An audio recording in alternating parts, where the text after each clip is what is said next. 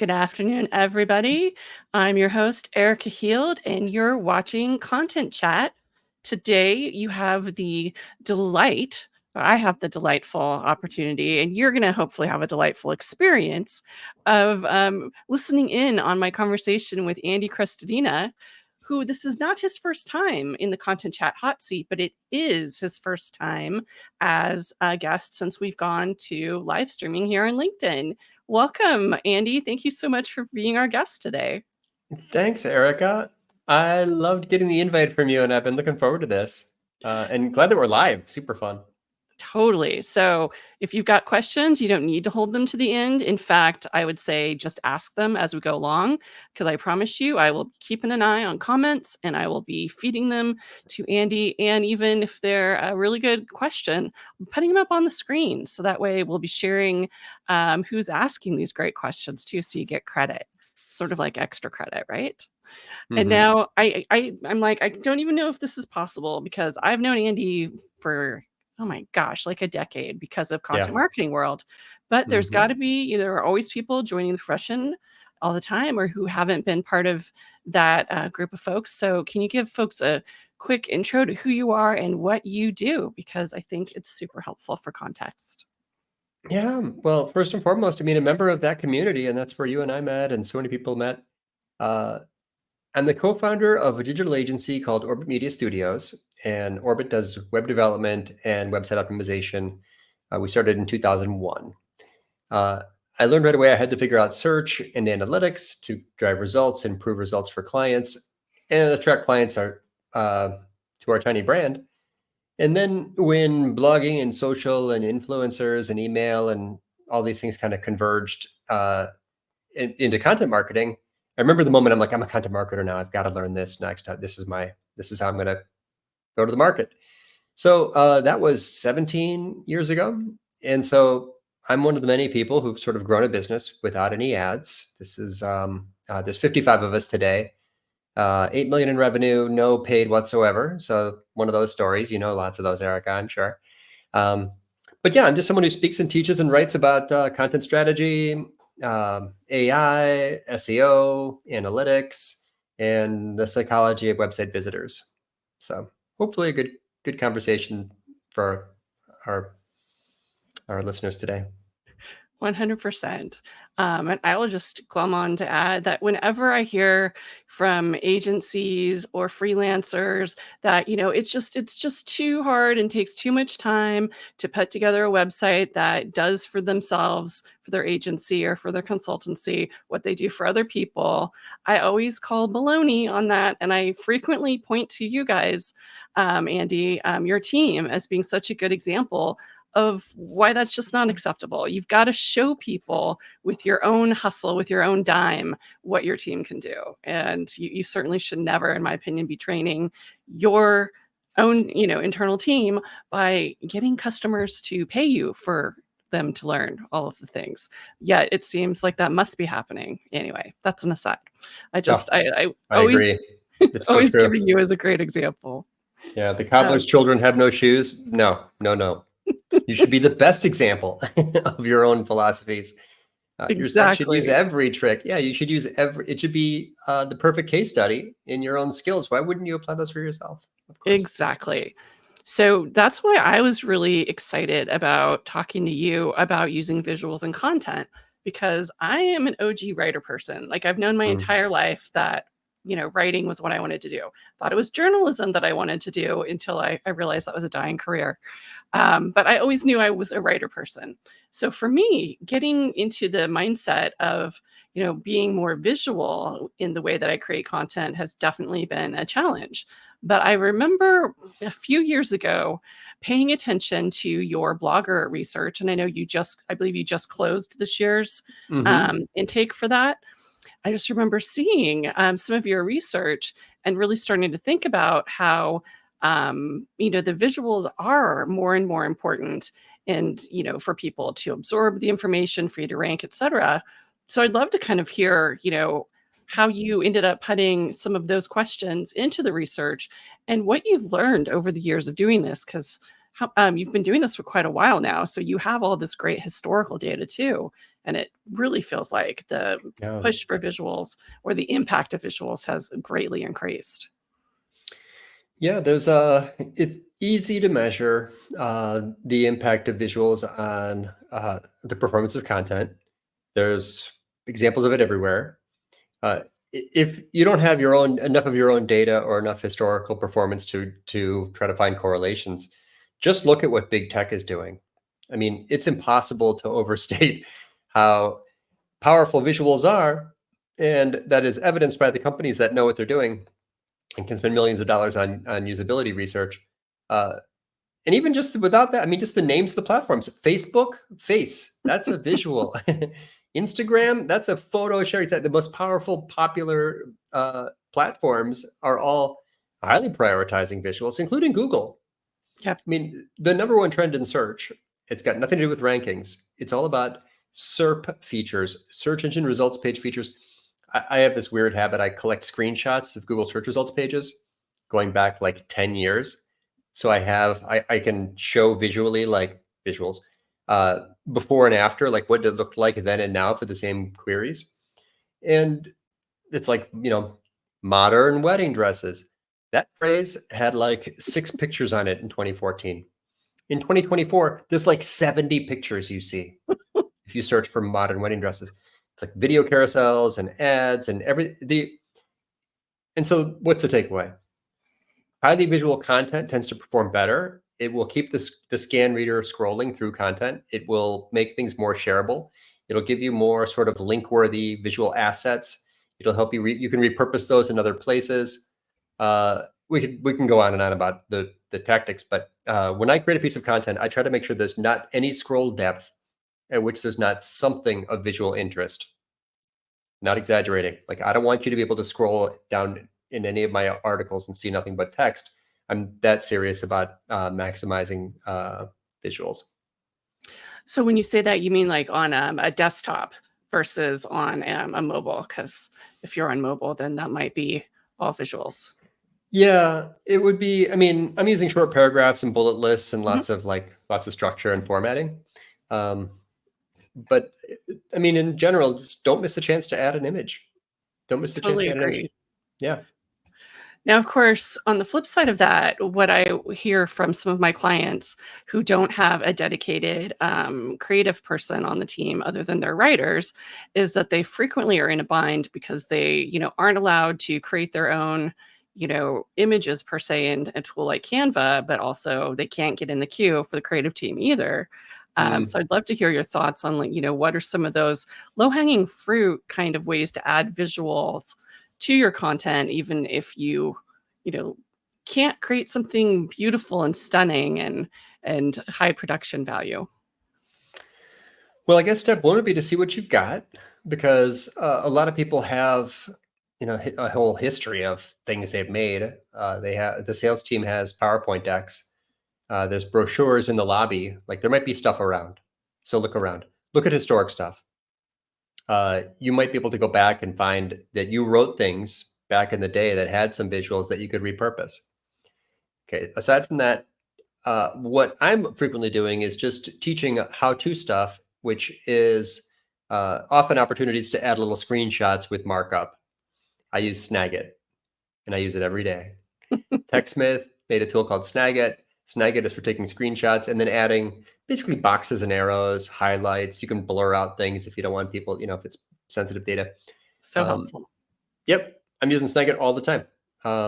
Another one, just video's a visual, and it's the ultimate visual. So if you've got, maybe if you're just trying to get in line for the designers, maybe you're not thinking big enough. What about a video strategy? What are you doing on YouTube? Do you have any decks that you could repurpose into tiny videos, or do you have anything short form, or do you want to do some kind of detailed things?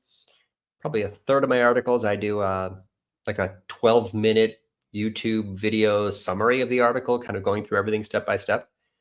Uh, Also, contributor quotes. I'm just going on, Erica. You got to stop Yeah. me if No, I love I. it because I think we can get so tied up in what we can't do that Hmm. people don't think of, here are all the things that you could Right. do that you're not going to get in trouble for doing because it's not Yep. technically, it's not doing anything designy, but it's It's not. adding in visuals. a contributor quote. It's another point of view, makes your content more interesting. It's often an influencer who might share, making your content reach farther. Uh, it's a chance to do some networking in your own blog. People love to give quotes. And yes, it adds a visual. So the contributor quote on our site, it's like just little circle heads. You've been on there. Like these are just places and ways to incorporate other points of view. So yeah, but I agree. I mean, I get this question sometimes. Teaching something, and someone says, "Well, what if I can't do that?" The answer is just do something else. There's 1 million things you can do. I don't know. It's like lots of things I can't do either. So I don't really worry about them. I quickly Yeah. move on to something else.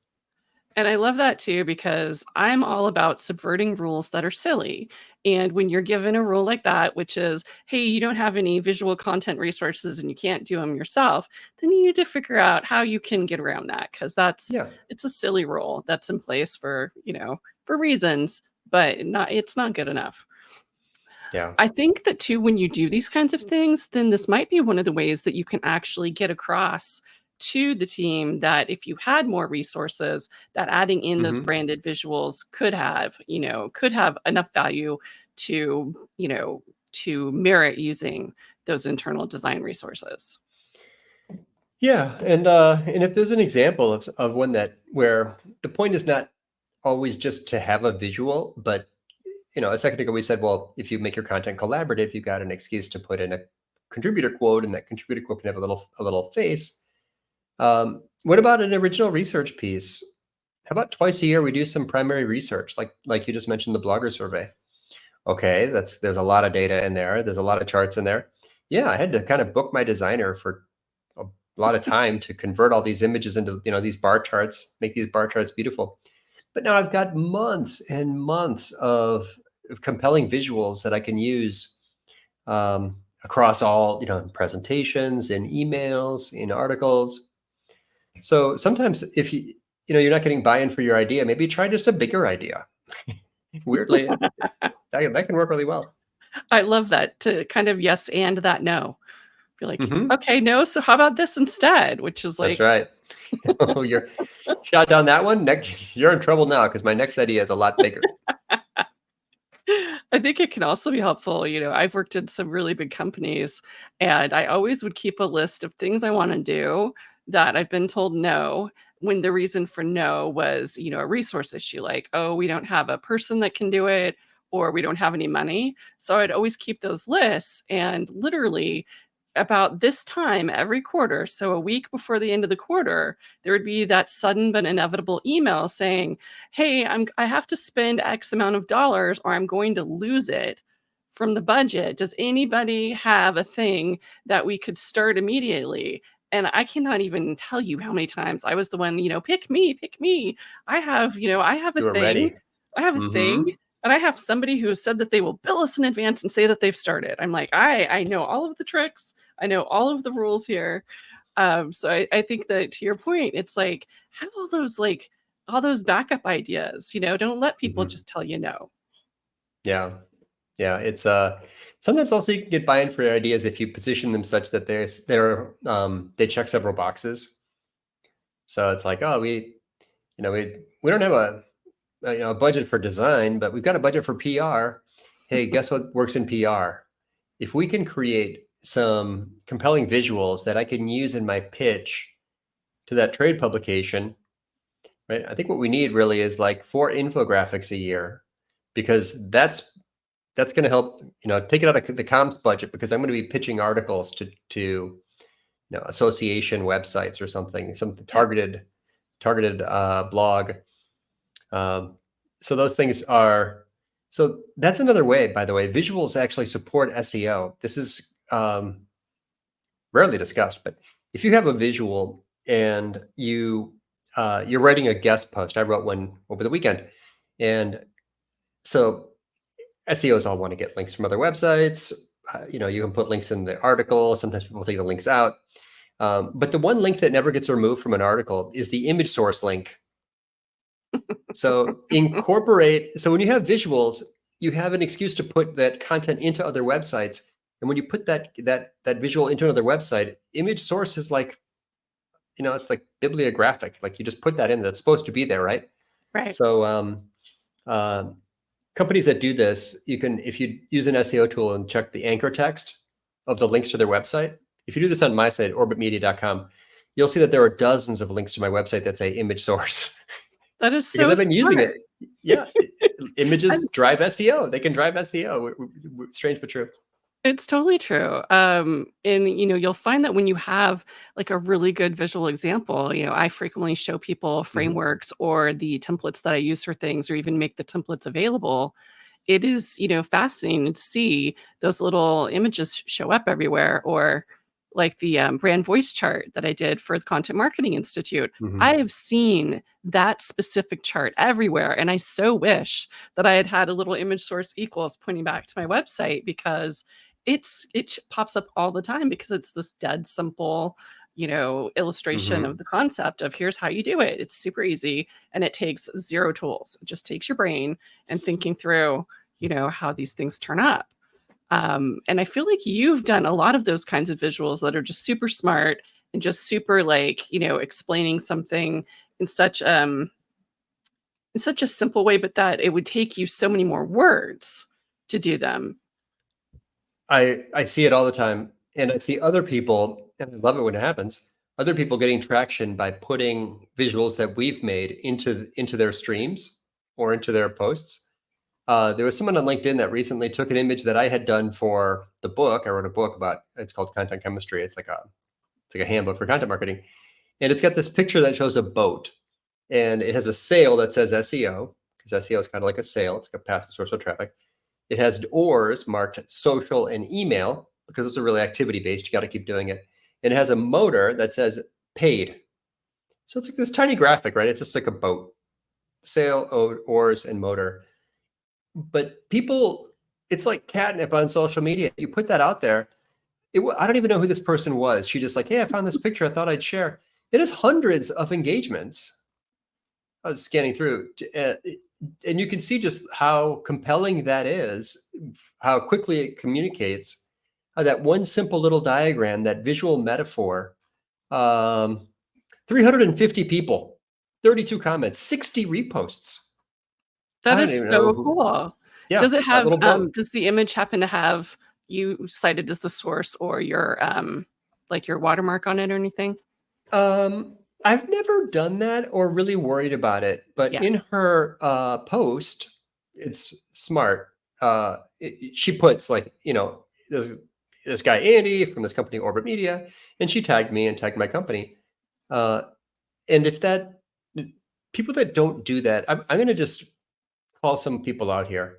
Anybody that is considering sort of, stealing is a strong word, but using without attribution Stealing. of a visual, we'll say stealing, you're making a mistake, a marketing mistake. You are diminishing your results because mentioning the creator of a thing is not just ethical and legal and important to do as a good human, but it makes them invested in that post. Of course, now I'm in her LinkedIn post. I'm Yep. answering people, talking to people. Like it's not just foolish; it's counterproductive to fail.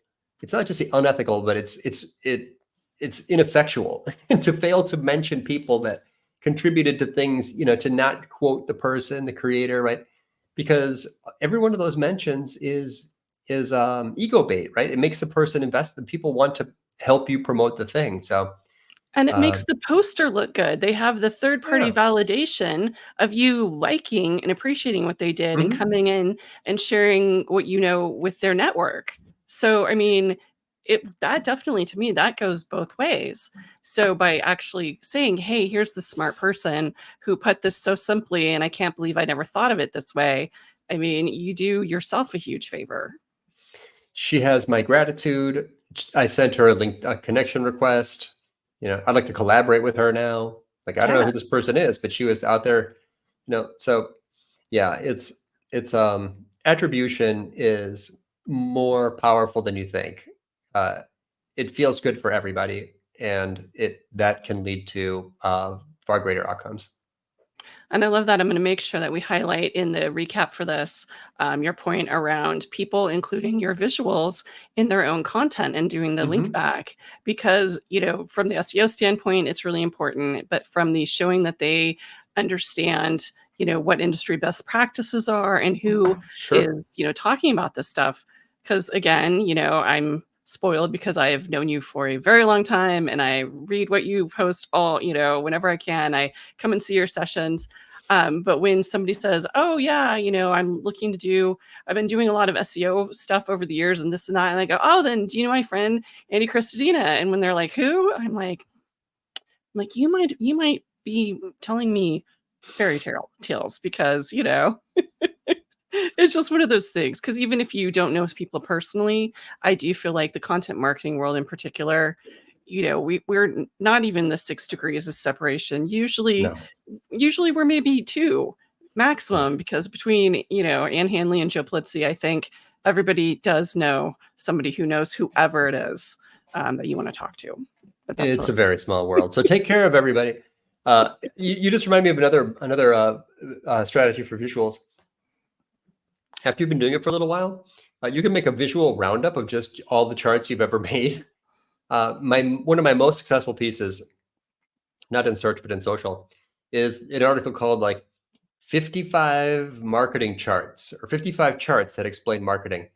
And this thing is just uh, it's a roundup basically just of all the most useful charts I've ever made. And it is like the average engagement time on that post is like 7 minutes. It's like a wow. link fest. Everything there links to the source where it came from. Like it is, what you're doing. Content marketing is a flywheel sort of effect, right? Because the longer you do it, the easier it gets. Uh, you grow links, which improve your search rankings. You grow followers, which improve your social results. You grow subscribers, which power email.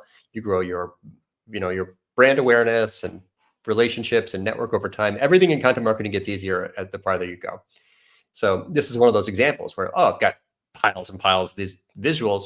Hey, what if I just put them together in like one long post where you can just, keep scrolling to see them all? It's a very tall post, but it's that again, it's catnip in social and in email. It's like I've noticed, I have data for this. If you send an email and the subject line in the email references a visual, that email in my data, that those emails have higher open and click-through rates. I believe it. Charts, put the word chart or visual or infographic or video. When these words, just the visual indicating word appears in an email subject line, that email will likely perform better. Because people are not always interested in, clicking through and doing more reading. They're interested in having a diversion, and just having Mhm. something visual that's related to something they're interested in is a great diversion. Yeah. I mean, another way to say this is, if you can make your content look and feel like a social stream itself, the experience of Instagram or LinkedIn, it's just picture words, picture words, picture words. If you can make your article kind of emulate that a little bit, that there's a good reason why that content is so compelling. The data is in. These platforms know that by building social streams filled with visuals and movement and colors and faces, that content is more compelling.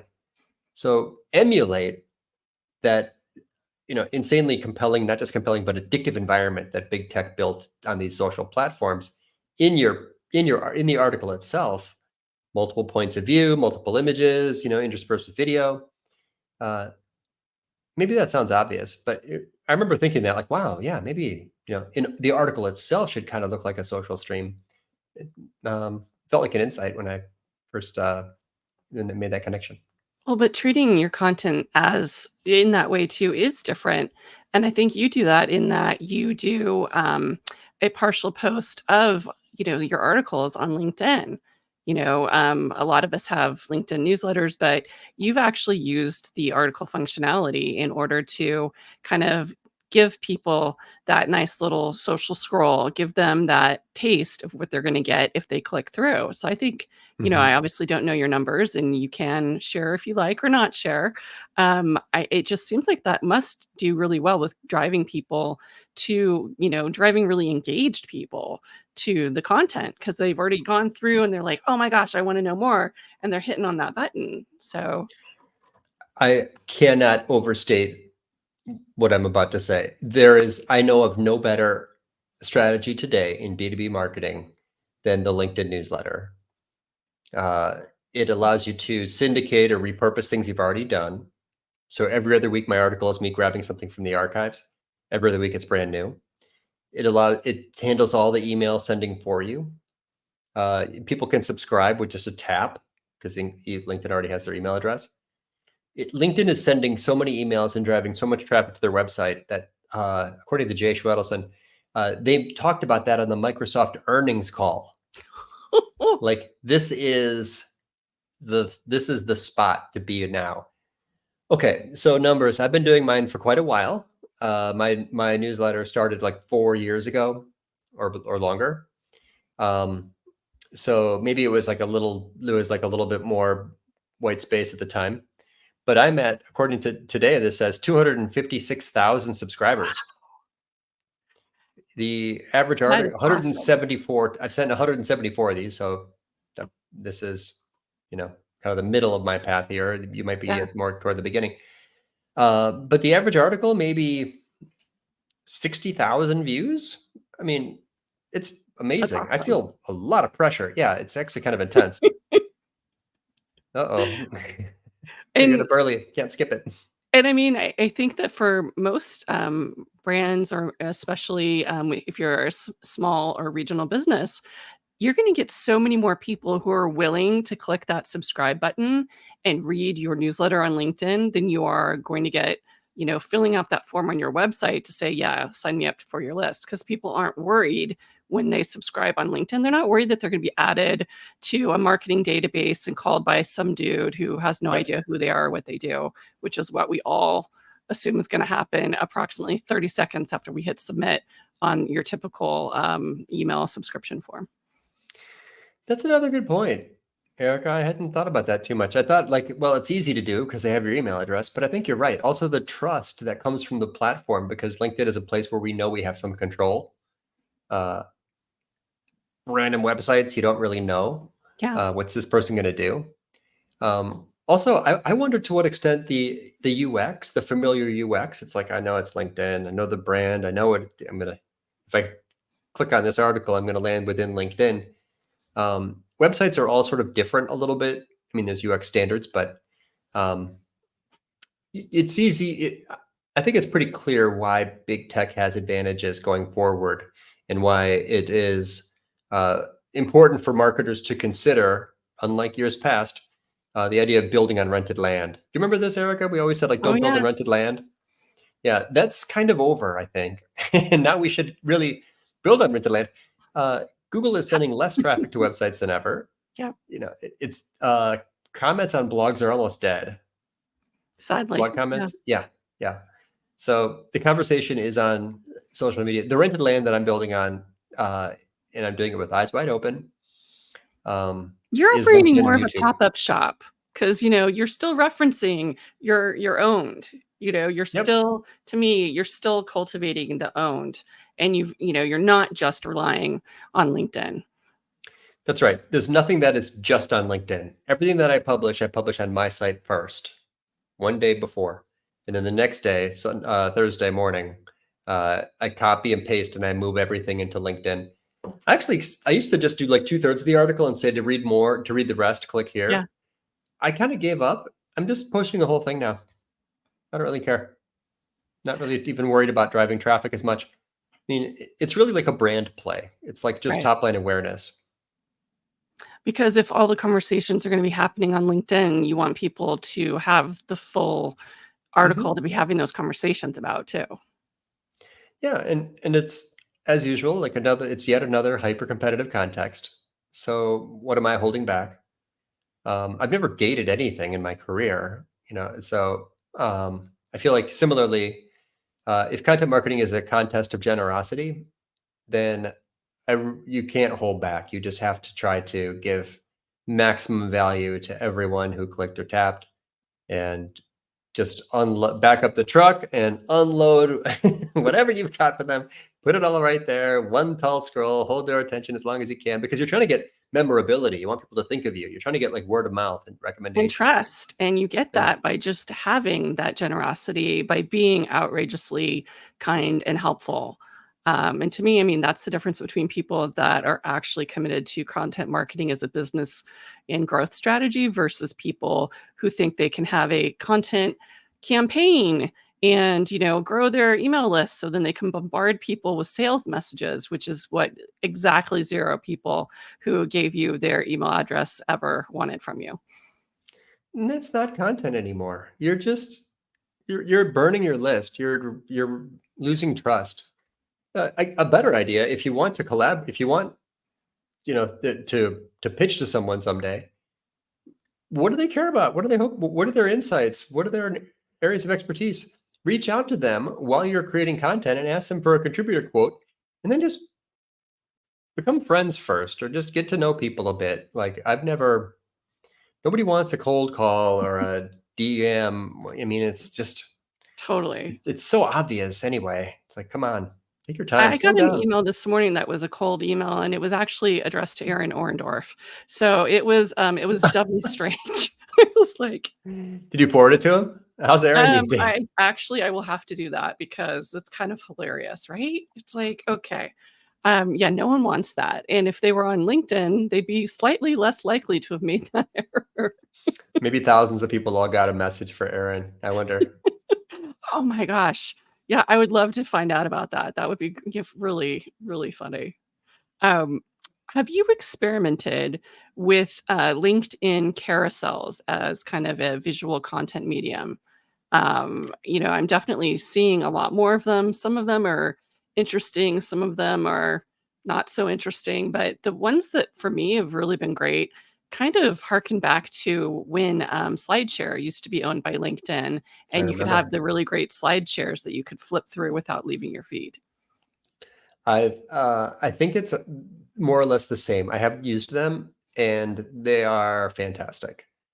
Uh, I think it's interesting UX because the visitor's scrolling down, and then they scroll side to side. It's like it actually sort of, and I see like the New York Times app does that. Lots of news apps do that.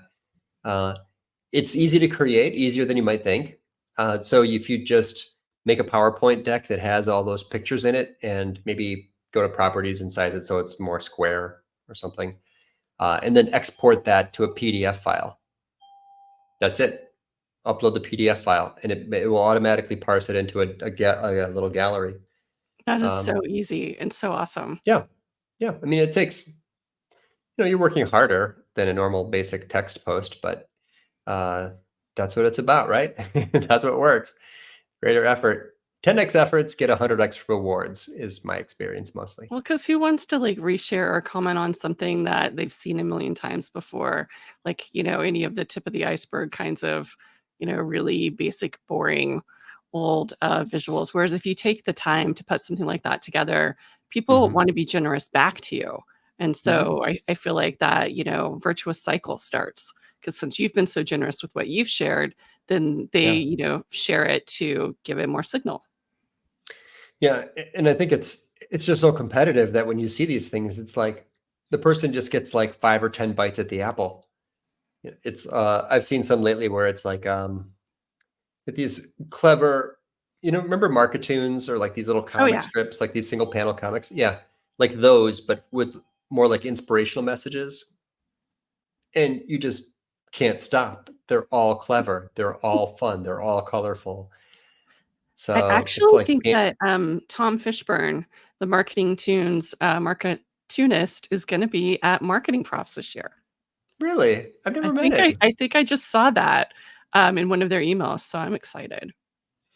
You know, how many I would love to hear his story. I think that's fascinating. I think it's a cool case study in monetization. I think it's just a huge amount of value he's created. You've seen those, you see those everywhere. That's a great case Totally. study, actually, in visuals. If next time I write about visuals, I should reach out to Tom and see if he'd contribute a quote.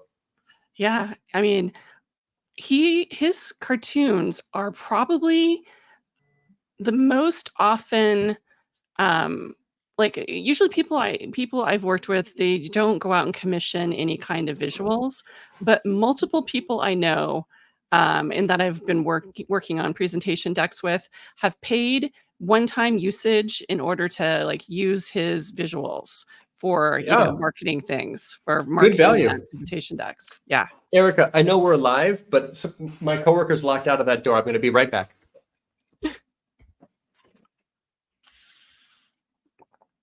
So this is a good time to remind folks, if you have questions for Andy Crestodina or me about creating awesome visuals for your digital content, now is the time to ask them. And there's Andy being helpful as per usual. He locked himself out. I had to run and open the door. We're live. What do you do? That's what happens, just like I locked my beautiful, sweet doggies out who were Mm. hanging out here with me because at any moment in time we could get the mail delivered. So, that basically sounds like, we're being murdered from the dog's standpoint. So I made sure that they got kicked out of here. Gotta know your audience. And so, uh, oh, go I've got a ahead. question Sorry. for you. If you don't, I want to Yeah. ask you this one. I've never in my career put an animated GIF in a blog post, and maybe just once a year, if that, included a meme. Mhm. Uh, Zero stock photos in my marketing at all. Basically, not a single one, I don't think. Uh, what do you think? How do you like those formats?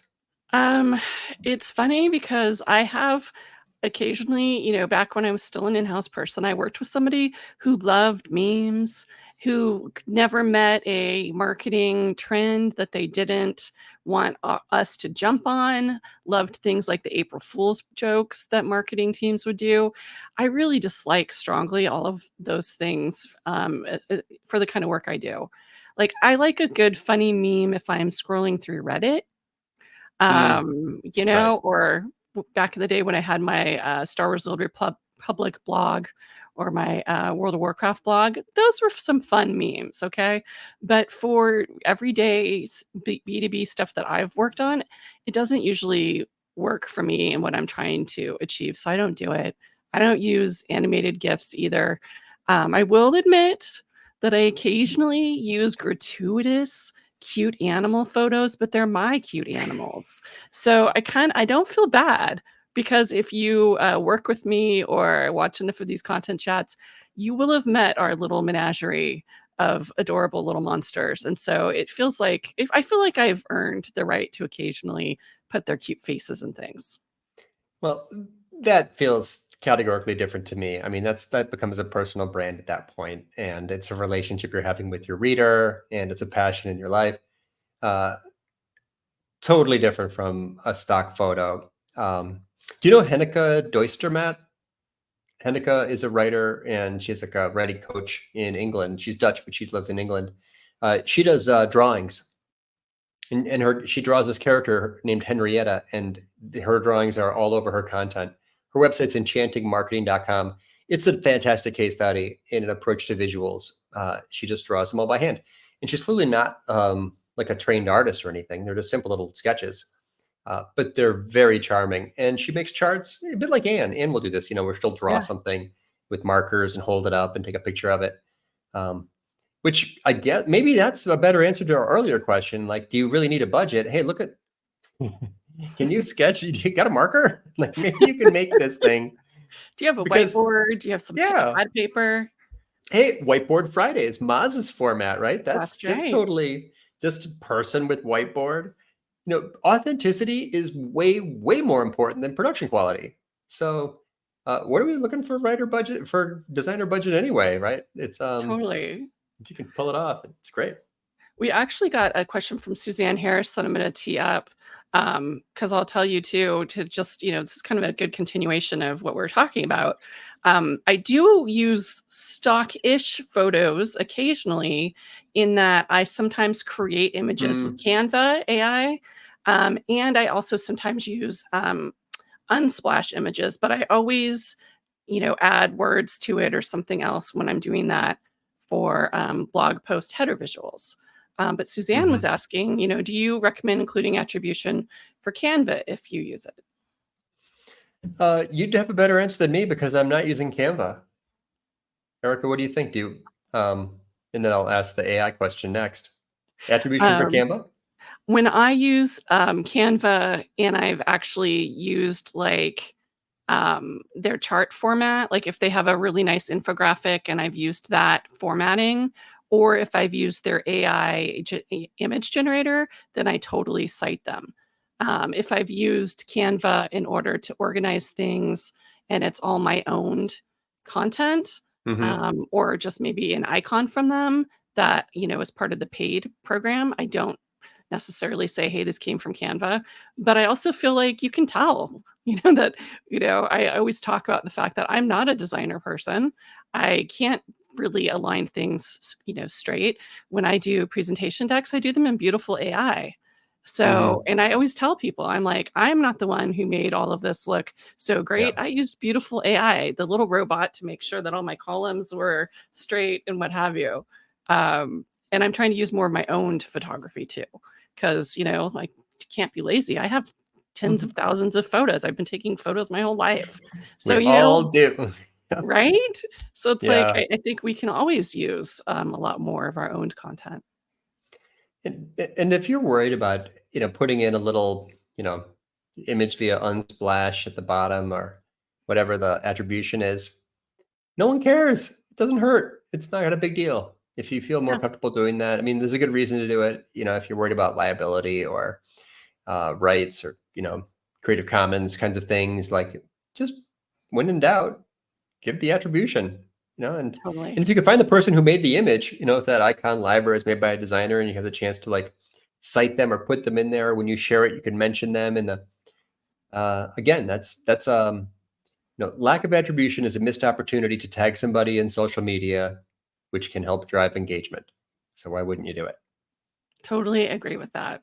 And I think it builds that trust and transparency with your audience again, because you're not pretending like you're, a maestro and that you created this thing from scratch. Instead, you're Yeah. saying, I'm a normal person. I use this tool. You can use it too. Hmm. Yeah. I have a designer who goes probably to Unsplash to get featured images for the blog post, like you said. Mhm. But I think those are on my blog, those are only visible in the blog main page. Once you land on the post, it's not even on the page anymore. I'm not sure where they are. They're like in the Their back somewhere. thumbnails. Yeah. Yeah, yeah. No, I agree with But no, all of I love that.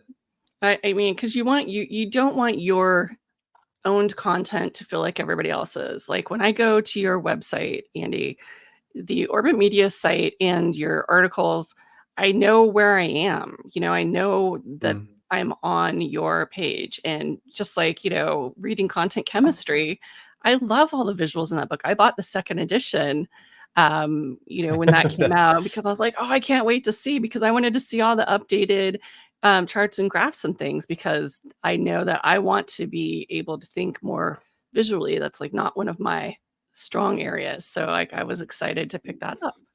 Well, Erica, I am terrible at promoting things. I've been a little bit busy just with other things, but the seventh edition of Content Chemistry came out or comes out today or this week, I think. I don't even Oh know. I should my find gosh, out. are you kidding me, Yeah, Andy? I'm supposed to be launching a book here. I'm not really even paying attention. I think it's out. I should look. We have a distributor who handles the Amazon thing. But that is called Content Chemistry: The Illustrated Handbook for Content Marketing. And I Do don't you think I have have a a copy copy you could next to show me. us? Uh, maybe. I'm leaving again. I'll be right back. Keep ditching our conversation.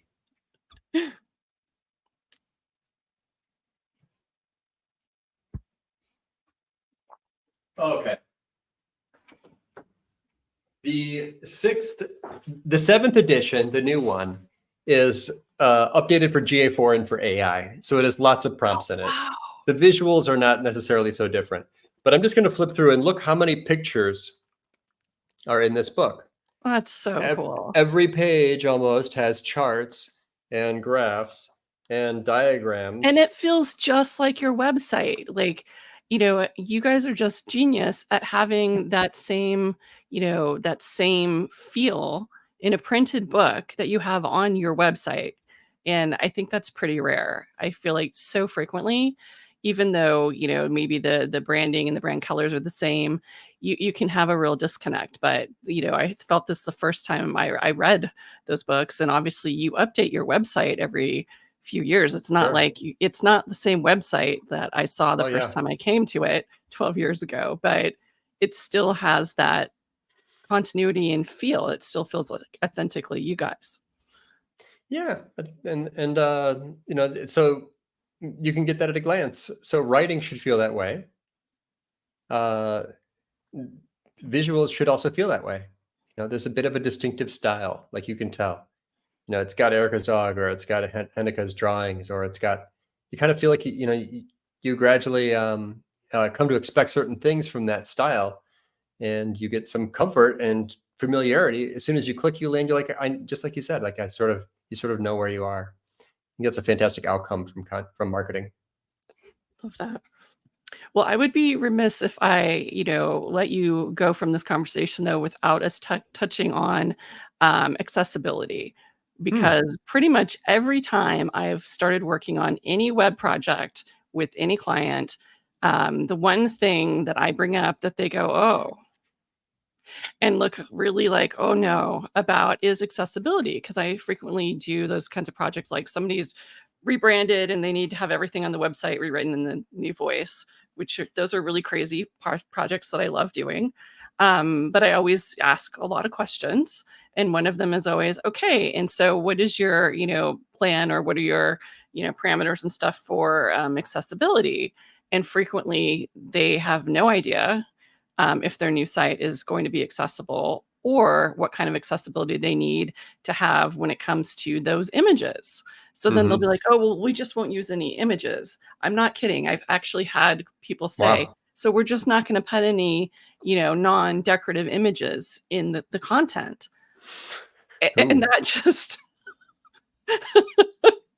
good luck with that. Like a Craigslist type website. What's left? It's all text. but I mean, I think Uh, people are afraid that they're going to do it wrong. So I feel bad yeah. when that's the, response. Well, I'll say this.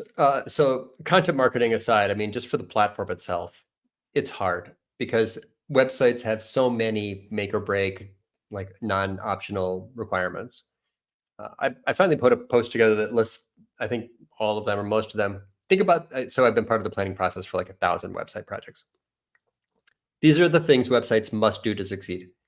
Be easy to update through the CMS, be easy to measure performance with analytics, rank in search engines, convert visitors into leads, load quickly, be mobile friendly and responsive from every platform, comply with privacy laws, align with the brand, and be accessible to people with disabilities.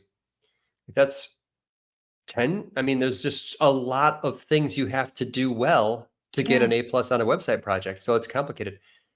So accessibility is one that sometimes it isn't a primary concern in the beginning, in the middle, or in the end. Other things, kind of like beauty, is a big concern in the beginning, and then writing is a big concern in the middle.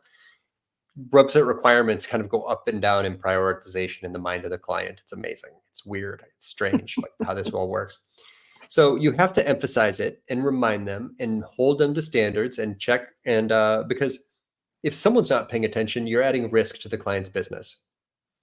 They could get sued, or they might just be like, you might lose respect, right, Yeah. for not taking care of all your full audience. And let's say, oh, it's only 5% of people that have this, a visual impairment or motor impairment. Guess what? That's tens of thousands of people over the lifespan of this website. So don't Yeah. tell me 5% is, or 2% isn't many.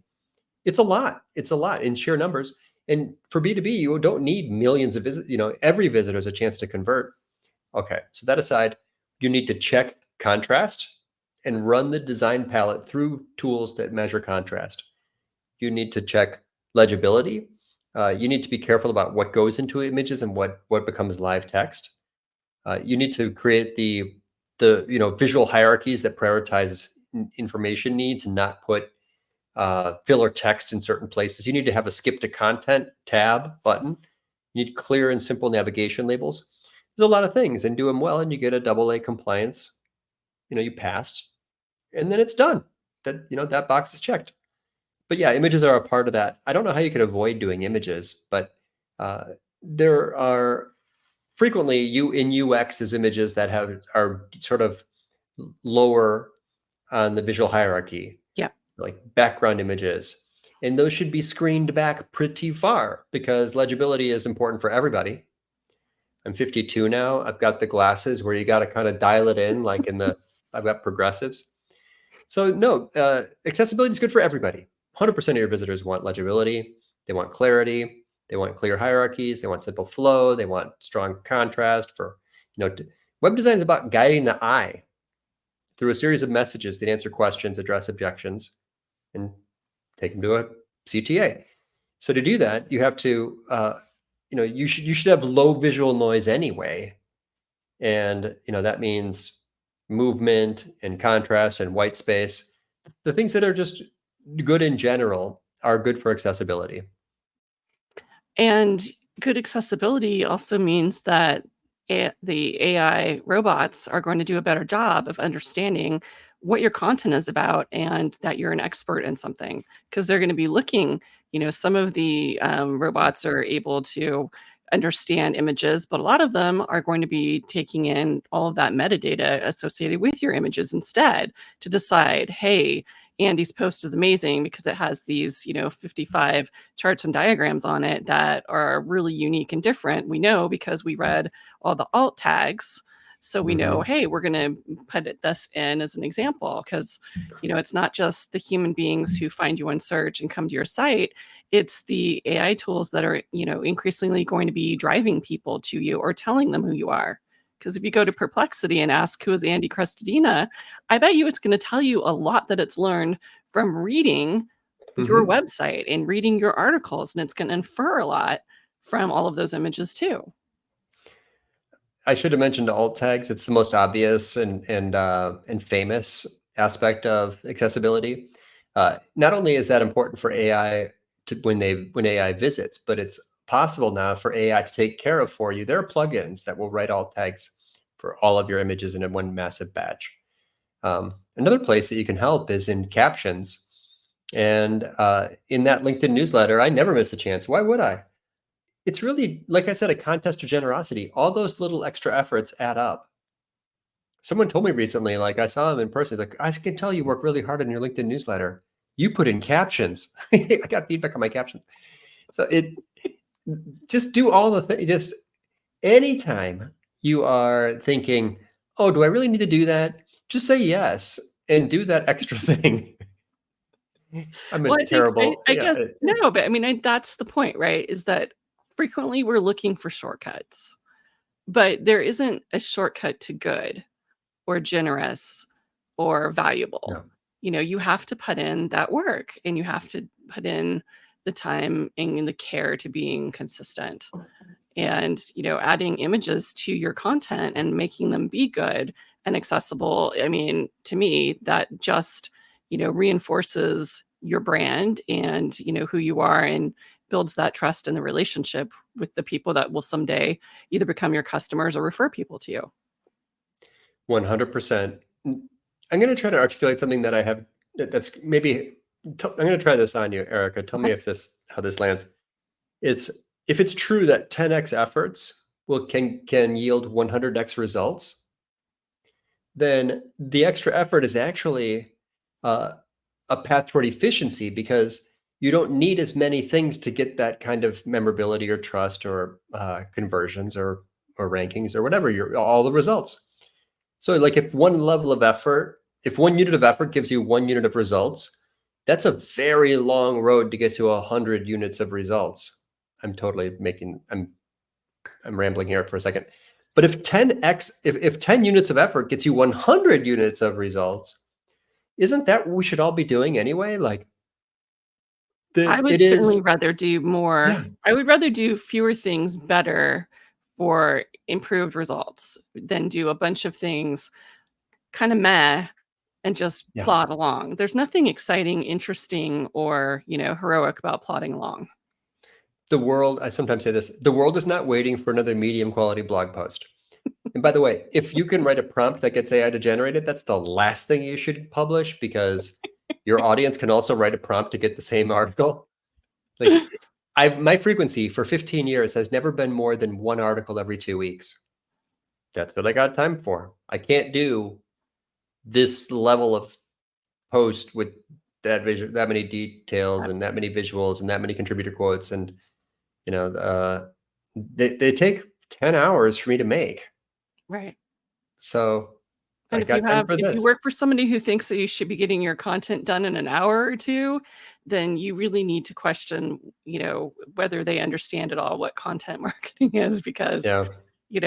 if you happen to have a lot of existing content, even just putting together a draft where you've, researched and edited a bunch of existing content, it's still gonna take you 3 hours. I just, Yeah. it just always boggles how people who don't make content themselves, their, expectations for how easy it must be, especially if you're a trained, experienced, content creator. Well, the survey shows year after year. I mean, the average amount of time it takes to write a blog post, the average is still something like 4 hours. Yeah, And the bloggers who spend 10 plus hours per article are like twice as likely to report strong results from their marketing. There's a strong correlation between efforts and outcomes. It's absolutely one of those categories where, um, what's the saying? Don't take shortcuts; they take too long. well, in the final couple minutes we have left, I happen to know that in addition, I didn't know that the new edition of the book is out, so now I'm gonna have to look for that. Hopefully, Hmm. it'll be at Content Marketing World, so I can snag a copy. I'd like to. I always like to get things in I'll send you person. one. Just send me yeah, as soon as I have some, I will make sure I put Well, one in the I mail want you for to you. sign it though, that's the thing, that's why Yeah, it's nice of to get them in course. advance, so, um, but in addition to that, I know you're doing an online event tomorrow with Joe Pulizzi, so Oh, that's give right. us the pitch. I wanna hear more about it. Sure. I can put a link here below this conversation here afterwards. But Great. uh, so I have all these charts, and I put together all the charts from the new blogger survey into like a deck. And rather than give another webinar, I've got Joe Pulizzi and Casey Gillette joining me on a LinkedIn or on a live webinar uh, on our own site. It's just our own Zoom webinar. It's the one we've done monthly for like 10 years. And we're just going to talk about it. We're just going to dig in. And you will see during that webinar what percentage of bloggers use AI and how, what percentage of bloggers are using visuals and how many, what percentage of bloggers are using editors and what the impact is of that, uh, how long the average blog post is in 2024. I said how long it takes to write is, I think, 3 hours and 50 minutes on average. You're going to see what percentage of bloggers use analytics, what percentage of bloggers use contributor quotes, which formats for content correlate with strong results. Very surprised to see the roundup is driving amazing outcomes for marketers. Video, what percentage of marketers are using video, and how that is impacting results. So it's all basically we're just going to click through and look at all the reports from the 2024 blogger survey, which just wrapped up, as you mentioned. Should That's be fun. awesome. And I'll steal the link that you put, in LinkedIn on the event page and put that in the recap, so that way people watching this on, YouTube or, on the website in the Content Chat archives will be able to access it too. Because I think if this was your cup of tea today, that you definitely will want to hear what will probably hopefully be some lively, spirited debate. Because I know Joe, Mhm. he has lots of interesting takes, so I would, I'm gonna tune in because I love the idea of having, kind of a round table reacting to some of Yeah. this stuff. So cool. Yeah, Well, where it'd be else, fun. for folks who want to hear more from you, it sounds like LinkedIn's maybe the best place. Are there other places that we should point them to? Uh, I'm kind of opportunistic on YouTube because that's where I just post and stream my videos from, and I do a couple of those per month. So the Orbit Media Studios YouTube account, and then just the blog, orbitmedia.com/blog. That's where I write that. If you subscribe there, you will never get a sales email from me. I've never sent one of those. But you will just get the latest, and you'll get it first. That's my the newest thing every 2 weeks. Um, that's but yeah, and then of course, web development and website optimization. Those are the main services we offer. You can learn about that there. And then events. I mean, I'm going to see you in San Diego. Yep, Um, uh, Come out and hang out with me and Erica. that's We'll right. be Content there. marketing world. And hopefully you'll also be in Boston for marketing profs too. I'll be in Boston as well, for sure. So Yep. we're going to be spending a lot of time together is what we're saying. And Awesome. hopefully viewers will be seeing you guys too. And yes, Suzanne, the recap will be posted on LinkedIn as soon as it's live too.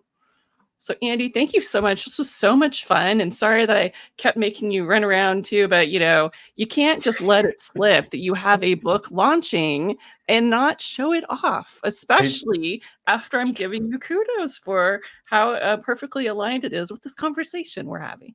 you are very kind, and thanks for your patience while I ran away from my desk for a minute there. Hey, it's the Uh, excitement of live video, it is right? live. We're live. That happens. It's a thing.